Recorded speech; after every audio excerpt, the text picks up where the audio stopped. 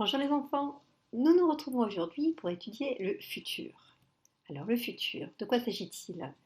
Il s'agit d'un temps qui exprime une action qui ne s'est pas encore déroulée, une action qui aura lieu dans le futur, d'où le nom de ce temps. Alors nous allons commencer par le premier et le deuxième groupe. Regardez ces verbes, observez-les attentivement. Vous allez remarquer quelque chose.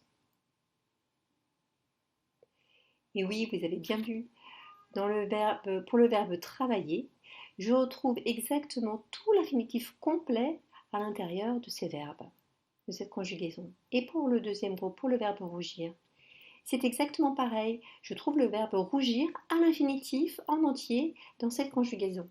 Continuez l'observation.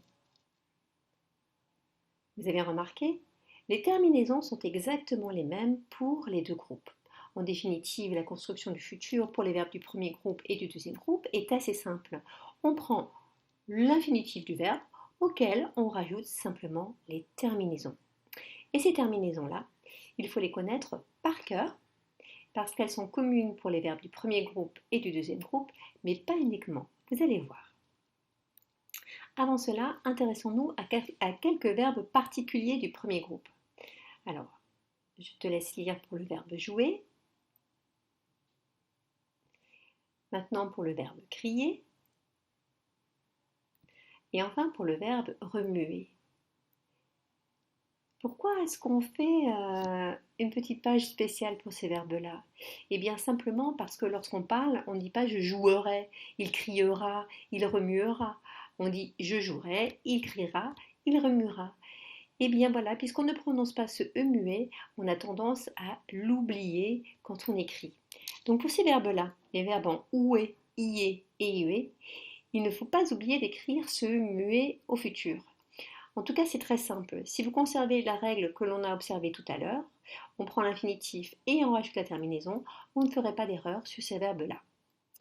Passons maintenant au verbe du troisième groupe. Et bien, vous le savez maintenant, le troisième groupe, c'est notre grande poubelle. Alors, nous allons poursuivre l'observation. Voici deux verbes, le verbe dire et le verbe prendre. En observant attentivement, tu vas t'apercevoir qu'ils ont été construits de la même façon.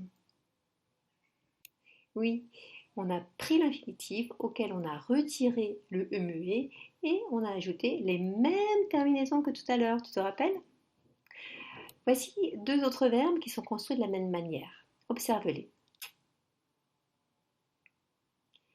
Eh bien oui, pour le premier verbe, il s'agit du verbe venir. On ne trouve absolument pas l'infinitif ou le radical de l'infinitif dans cette conjugaison. Pareil pour le deuxième, il s'agit du verbe faire. On ne retrouve pas l'infinitif faire dans ces verbes-là. Eh bien oui, il y a de nombreux verbes du troisième groupe qui ont un radical irrégulier. Mais par chance, les terminaisons sont toujours les mêmes. Nous allons terminer par une dernière série de verbes, le verbe pouvoir et le verbe voir. Alors, qu'est-ce que tu constates? Et oui, comme les verbes de la deuxième série, leur radical est complètement irrégulier, mais en plus de cela, ils prennent deux R. Et bien sûr, tu l'auras remarqué, les terminaisons sont toujours les mêmes. Donc tu vois, pour les verbes du troisième groupe, il y a de multiples façons de construire le futur. Alors récapitulons ce que nous avons vu aujourd'hui. Les terminaisons sont identiques pour les trois groupes et ça c'est une très bonne nouvelle. Les voici, il faut les connaître par cœur. Pour le premier groupe et le deuxième groupe, tu te rappelles ce que nous avons vu? Oui, nous prenons l'infinitif auquel nous rajoutons les terminaisons. Donc cette construction est assez simple. Et enfin, pour les verbes du troisième groupe, eh bien, le radical est variable. Il y a de nombreuses possibilités, mais en tout cas, les terminaisons sont identiques que pour le premier et le deuxième groupe. Voilà, tu en sais déjà, beaucoup sur la formation du futur. Nous nous retrouvons bientôt pour une visio. Au revoir les enfants.